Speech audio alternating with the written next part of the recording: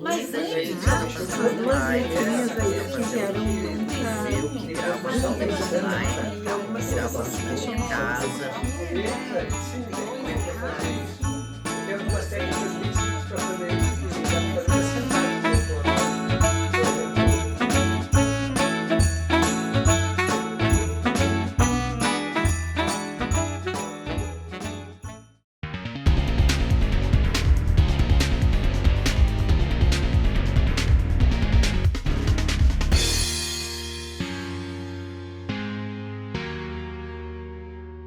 Alô, pessoal, tudo bem? Como estão vocês? Espero que todos bem, se cuidando em distanciamento social. Eu sou Adriane Azevedo e essa é mais uma aula de teatro aqui no canal do Sind Bancários.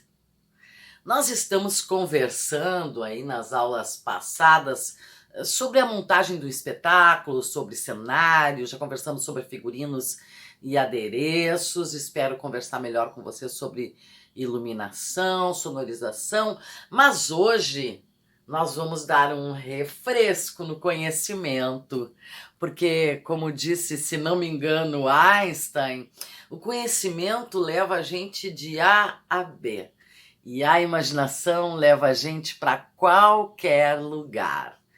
Por isso é tão importante ler ficção, conhecer as histórias, estar sempre em contato com a imaginação, desenvolver esta imaginação. Então, nesse tempo de pandemia, é importantíssimo. E o que eu gostaria hoje de fazer? Vou contar para vocês um conto do maravilhoso escritor português Eça de Queiroz. Vocês já devem conhecê-lo, por quê? Porque muitas das suas histórias já foram transformadas em filmes e em séries, como Os Maias, O Crime do Padre Amaro e O Meu Primo Basílio. São essas as histórias mais conhecidas do Eça de Queiroz. Eu trouxe aqui, mas além dessas histórias, são as grandes histórias dele, ele tem outras, muitas, um escritor maravilhoso, ele também escreveu contos. E é desse livro de contos que eu vou tirar uma das histórias que eu acho mais interessantes, porque... Por quê?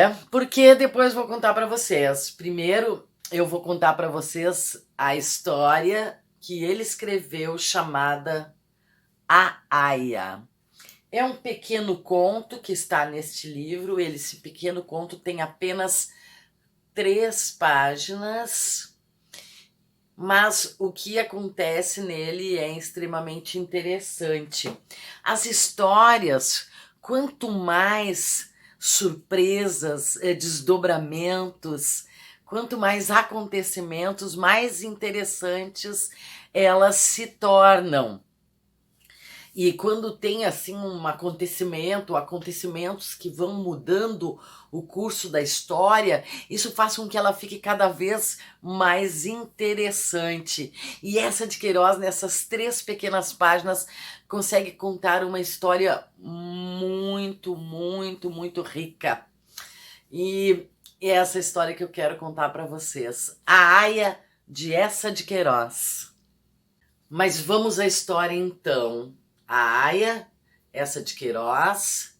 Eu fiz meu pequeno esqueleto aqui para não esquecer, pois eu sei a história de cabeça, mas ela tem pontos tão interessantes que eu preciso então deste esqueleto. A nossa história vai se passar num reino. Sim, um reino com rei, com rainha, com príncipe. Digamos assim, lá na época medieval. Existia um rei que tinha um grande reino.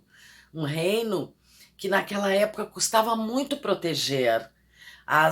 Os palácios eram todos normalmente protegidos por muralhas, portões enormes, porque naquela época as batalhas pela disputa da terra eram muito grandes, pelas riquezas de um reino eram muito grandes. Então este rei deste reino que nós estamos falando, ele partiu para defender o seu reino lá numa das fronteiras, deixando sozinha no palácio a sua rainha e o seu pequeno filho, um príncipezinho, bebê ainda no seu berço.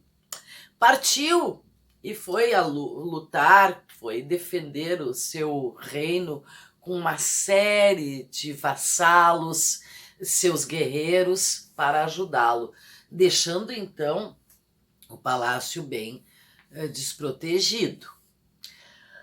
Um mês depois que o rei partiu para lutar, um dos cavaleiros que tinha ido com ele volta trazendo a trágica notícia da morte do seu rei em batalha.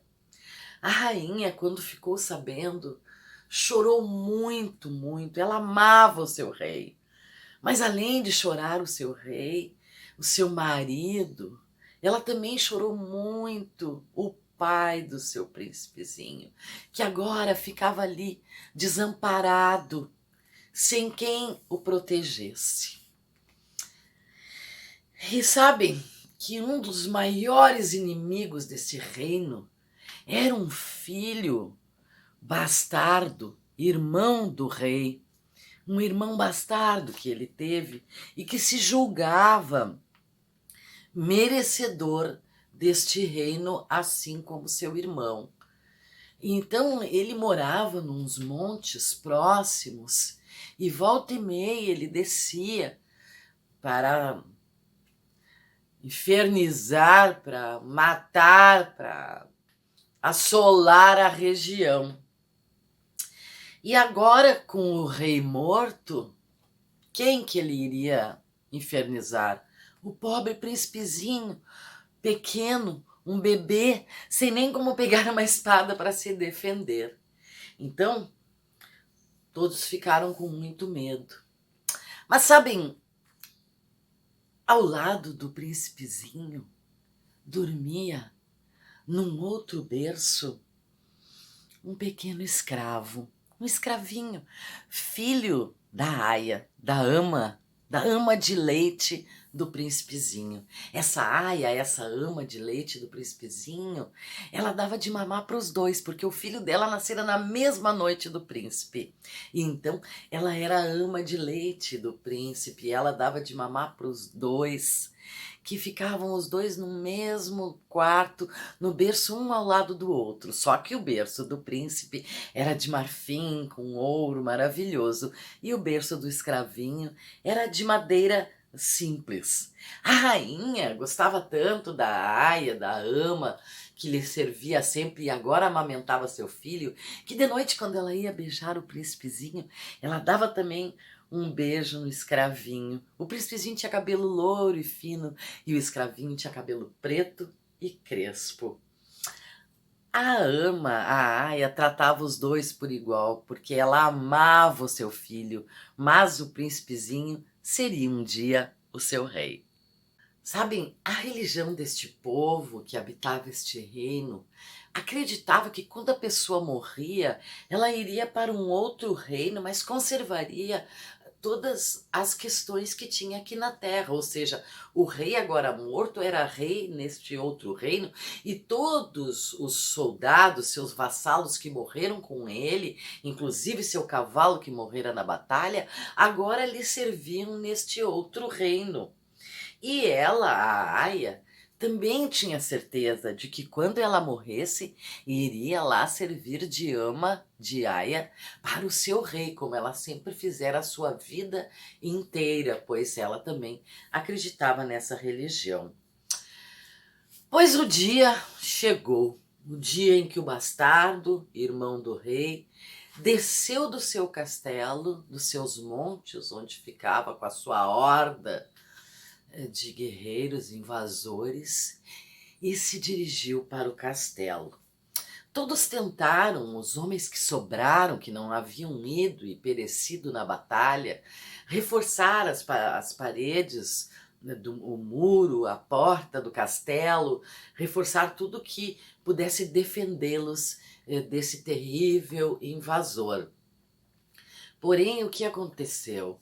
Quase todos os homens morreram naquela batalha. Então era muito pouca gente para defender o castelo. Mesmo assim, ficaram todos de prontidão e reforçaram as portas de entrada do palácio. Mas, nessa noite, quando a Aia foi dormir, depois de beijar o príncipezinho e seu filho, ela já estava se preparando para dormir, despida, quando ela ouviu, ou melhor, quando ela adivinhou rumores vindos lá da entrada do castelo. E ela prestou bem atenção e logo ouviu um rumor de ferro, um barulho surdo de corpos caindo, murmúrios, e logo ela adivinhou. O castelo estava sendo invadido. Ela enrolou um pano no corpo e foi direto para o quarto dos dois, o príncipezinho e seu filho. Quando ela lá estava, começou a ouvir barulhos mais próximos. Então, o que ela fez? Ela levantou a coberta dos dois berços, pegou o príncipezinho que estava no berço de marfim e colocou no berço de madeira do seu filho. Pegou o seu filho, beijou-o desesperadamente e colocou-o no berço de marfim do príncipe. Quando ela fez assim, terminou, logo que ela terminou, um homem imenso entra no quarto, cheio de armas daquela época, aquelas armas, não é? Sabres, espadas, armadura. Ele arranca a coberta do berço de marfim, agarra o nenê, coloca ele no peito, enrola bem para que ele não grite e sai correndo. A rainha, alertada pelo barulho, chega e vê o berço do seu príncipe vazio e desata a chorar desesperadamente. É nesse momento que a Aia, muito pálida, calada, feito uma estátua, levanta a coberta do bercinho de madeira e mostra para a rainha o príncipe ali, dormindo são e salvo. Nesse instante, o chefe da guarda entra correndo no quarto e diz que um invasor bastardo foi morto na luta. Todos ficam contentes, porém, ele abaixa a cabeça e tristemente diz: porém, o nosso príncipe também foi morto. Seu corpo jaz roxo, enrolado num manto, pois ele foi sufocado por mãos enormes. Nesse momento, a rainha, entre chorando e sorrindo, pega o príncipezinho que já havia acordado no berço de madeira e mostra para todos. Ah, mas como? Mas como ele está vivo? Quem o salvou? Quem fez isso? Quem fez isso? A Aia, a serva fiel, que havia colocado no lugar do príncipe o seu filhinho. Sacrificar o seu próprio filho para salvar o seu reino. Ela sabia da importância que o príncipezinho teria para o reino dali por diante. E então optou por salvá-lo. A rainha, nesse momento, beijou-a, se ajoelhou na sua frente, a chamou de irmã, disse que não tinha como agradecer o que ela havia feito. Então, um dos nobres que ali estavam, porque havia se formado uma multidão, todos que estavam no castelo, se dirigiram para o quarto do pequeno príncipe. E ela, agradecendo a escrava, a Aia, perguntou o que podia fazer por ela, quando um nobre se lembrou do tesouro do reino. Abram as portas do tesouro e digam para ela que escolha o que quiser, quanto quiser, pois nada vale a vida do nosso rei. Levaram-no então, foram em procissão, em fila até a sala do tesouro. Lá chegando, um servo abriu a porta, já ia amanhecendo e aquela claridade entrando pelas janelas faz tocou naquele ouro, diamantes, pedras preciosas. Era uma sala imensa, cheia de todos os bens preciosos, todo o ouro, toda a riqueza que vocês possam imaginar. Então eles disseram que ela escolhesse o que quisesse. Nada iria trazer de volta o seu filho, mas ela poderia escolher, quem sabe, um objeto tão valioso que a permitisse viver bem para o resto da vida. Ela então, parada, não se mexeu, somente olhou para o céu e viu que os raios do sol iam surgindo naquela manhã. E ela pensou, olhando para o céu, que era lá que seu filho estava agora e que, quem sabe, ele estava acordando e provavelmente iria procurar o seu peito, estava com fome, iria chorar. Ela então, resoluta, estendeu a mão e foi procurando um objeto.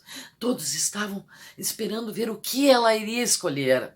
Ela então escolhe um punhal maravilhoso, cravejado de esmeraldas e brilhantes. Pega o punhal na mão com força, estende em direção ao céu e olha para todos, a multidão e a rainha, e diz: salvei o meu rei. Agora vou amamentar o meu filho, e cravo o punhal no coração. Viram que história maravilhosa? Em 3 pequenas páginas. São apenas 3 pequenas páginas neste livro de contos. Olhem, a Aya começa aqui e já termina aqui. Nestas 3 pequenas páginas, quanta coisa acontece! É o que nós chamamos o gráfico no espetáculo. Quando existe um espetáculo, a gente chama o gráfico, as coisas vão acontecendo, não dá tempo da plateia respirar. São surpresas, são acontecimentos, são reviravoltas, são ações, como eu sempre digo para vocês. Ações que acontecem e que vão mudando o curso da história. A primeira, o rei vai viajar, volta a notícia de sua morte, o príncipezinho está sozinho. Então nós ficamos sabendo que ele tem um berço a seu lado, em que dorme o pequeno escravo, que a Aya é sua ama de leite, que a rainha fica mortificada com a morte do rei, que todos ficam preocupados, pois com um inimigo bastardo que pode descer a qualquer momento. O inimigo desce, entra no palácio. A Aya, preocupada, troca os nenês. Um invasor vem, arrebata do berço de marfim, não o príncipe, mas o pequeno escravinho.